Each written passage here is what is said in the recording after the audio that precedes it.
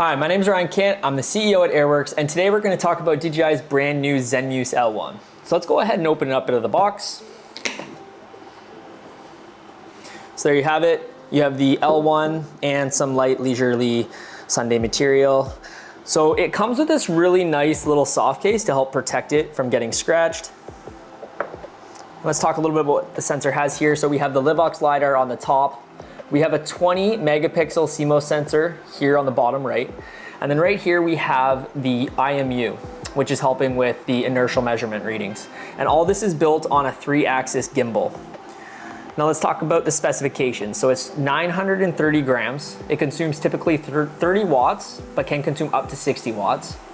It can be operated in negative 20 to 50 degrees Celsius, but with the RGB, it can be operated between 0 and 50 degrees Celsius. Its ingress protection rating is IP54. The detection range of this sensor is at 450 meters, it has 80% reflectivity, and at 190 meters, it has 10% reflectivity. It has two different types of scanning modes. It has single repetitive and triple/multi-repetitive.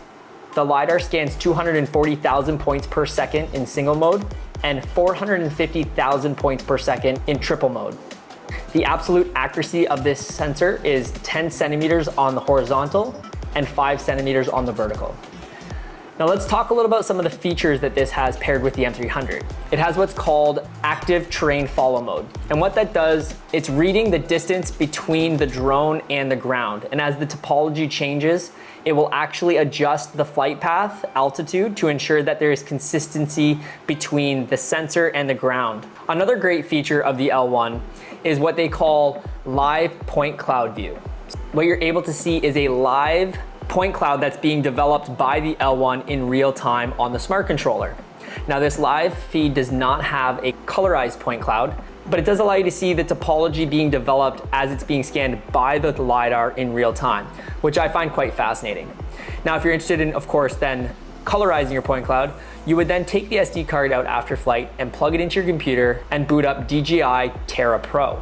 And there you have a lot of different features, from annotations to measurements to even classification, which really makes this a powerful analytical tool when paired together. Now you're probably wondering, who is this sensor for? Well, it's great for anyone who's a surveyor, a mapper, or in the construction industries, or even foresters.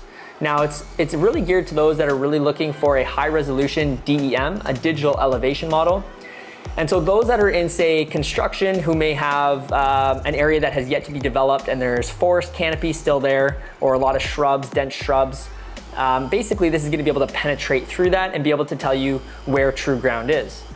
Now another great application the L1 is developed for is forestry.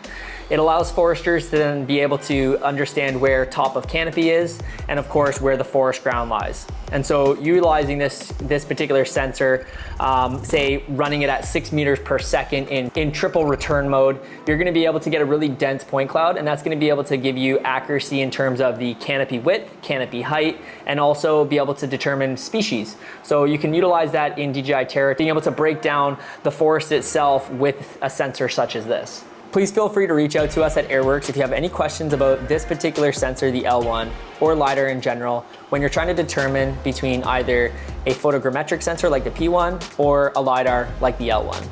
Now until then, please subscribe to our YouTube channel. We keep coming out with great content every single week. But until then, we hope you have a wonderful week.